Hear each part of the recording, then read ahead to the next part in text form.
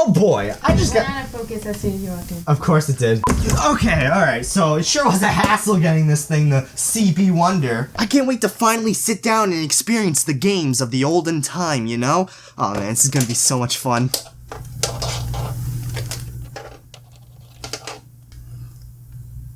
Hey computer, do you have AV inputs by any chance? No.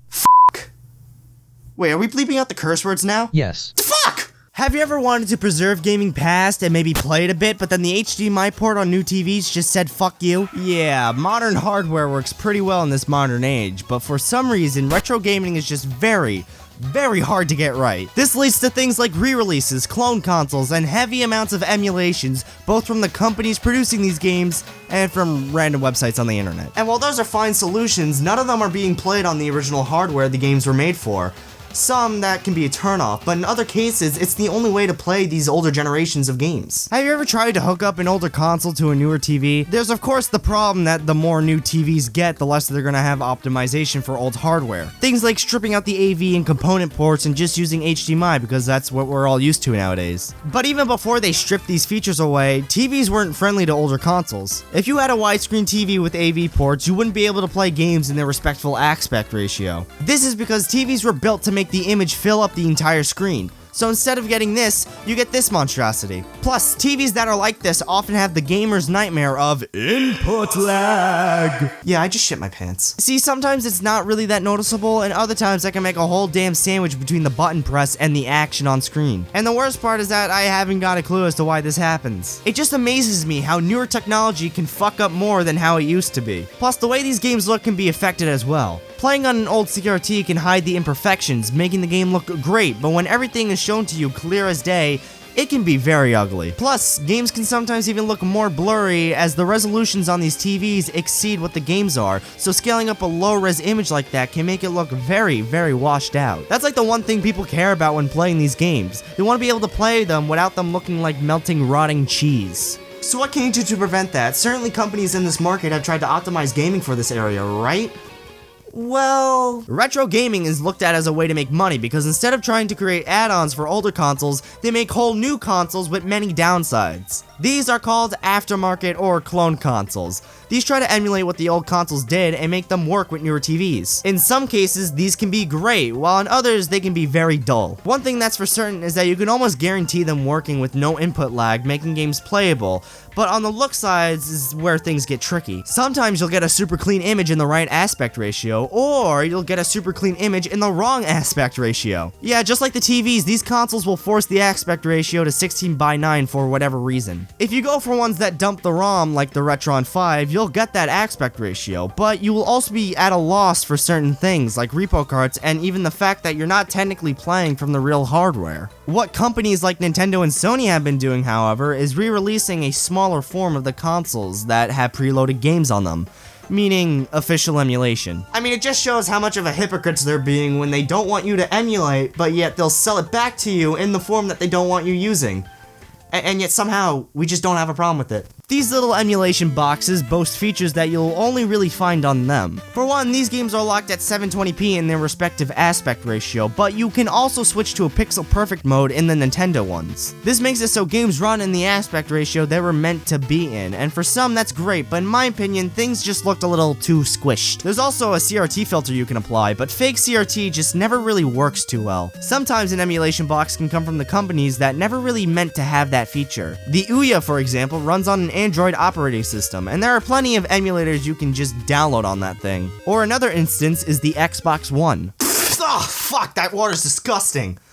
Also, what? Yeah, I'm not too sure if many people remember this, but early in the Xbox One's life, there was a way to emulate N64 games on it. Of course, something like that was fixed, so you can't really do it anymore, but how surreal is that? Playing Nintendo games on an Xbox is something that's more likely to happen today, but back then, it was crazy to see that mod or otherwise. Another crazy mod is being able to play GameCube games on your Wii U using the gamepad, showing that it was indeed possible. Mods like this existed for a while, but in some instances they weren't really mods. Take Nintendo's Virtual Console for example, playing all generations of all Nintendo on one console. A big downside to this was the way the games looked. They had this fuzz around them, and they seemed to be a little stretched out too. It's almost as if it was an afterthought, you know, this feature and all, but if you don't like playing these games on these newer systems, and you want to make your old boys feel new again, well, you can do that if you want to sell your soul. Did I hear soul? No, Satan, I was just making a joke.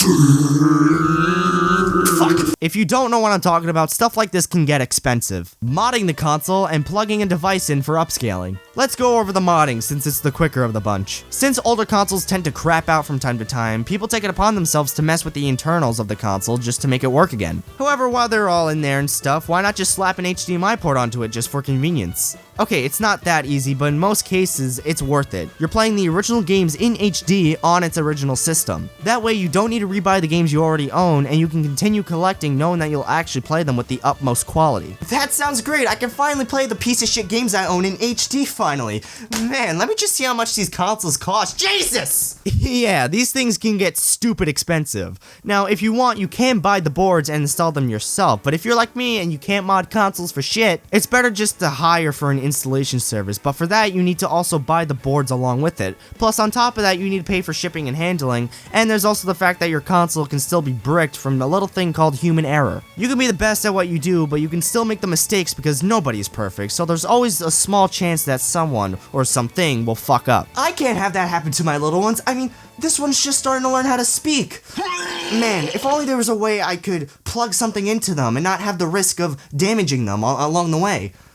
Oh, wait a minute, I said plug and play earlier. And no, I'm not talking about those shitty knockoff consoles that only use AV cables. I'm talking about the converters that you plug into your system and use interpolation or some shit to sharpen up the image. In some cases, these can even scale up the image without losing quality, like the FrameMeister. This is a little device that can upscale retro games fairly well. It has a buttload of inputs and outputs through HDMI. It's a pretty nifty device if I say so myself. However, they don't make them anymore, and new ones go for around... Fuck, who keeps putting that in the water? I can buy a whole new console with that money, so yeah, no thanks. There are alternatives like the open source scan converter, and while it's cheaper, it's still a bit pricey, but it's open source, as the name suggests, so you never know what can happen with that. However, those are mostly used for any console. You can plug anything into it, and it will always output the same way. Sometimes you get these sort of things just for only one console. Eon makes these GameCube and N64 converters, but they don't upscale to 1080p. They instead make the gameplay sharp at the native resolution. For example, the GameCube one stays at 480p because that's the GameCube's native resolution. However, it still outputs HDMI, so you'll have no trouble playing these games on modern TVs. But if you still want some upscaling action, you can combine these converters with the new M-Classic converter. If you want to know more about this, I'd suggest watching Nintendrew's video on upscaling the N64, where both devices are used together to show off how great of a picture you can get from your original N64. So what's the point I'm trying to make here? Well, retro gaming optimization is just a nightmare. It's expensive, and modern TVs just don't work well in this area, so what is there you can do? Honestly, just waiting to see how things play out seems fine enough. People are making their own ways to play old systems with top quality. The GameCube Eon converter was just once a simple project, and now the guy has gone on to other systems. It's pretty cool. Plus, while all of this is expensive, there are cheap alternatives that don't look the best but get the job done. Hyperkin has a market for this, making cables that convert console outputs to HDMI. They have one for the Wii, original Xbox, Sega Genesis, and they have one cable that works for the GameCube, N64, and Super Nintendo. I recommend these as they are a cheap alternative and from my experience worked pretty well. Why'd I do all this again? You wanted to play with cardboard. The CB Wonder isn't just cardboard. Oh wait, this product is just cardboard. Damn it! Oh, I paid a lot of money for that. Oh, it's just piss. Oh, okay, the water was piss. This entire time.